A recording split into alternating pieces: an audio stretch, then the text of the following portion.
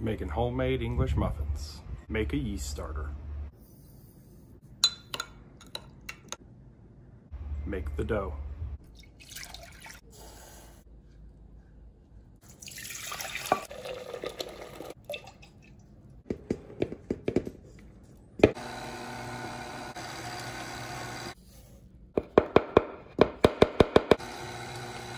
Let the dough rise.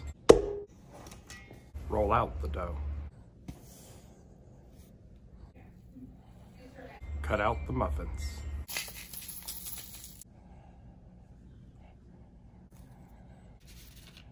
Let the muffins rise.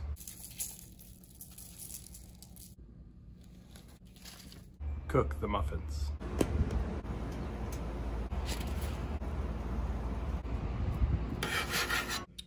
There they are, delicious homemade English muffins. Mmm.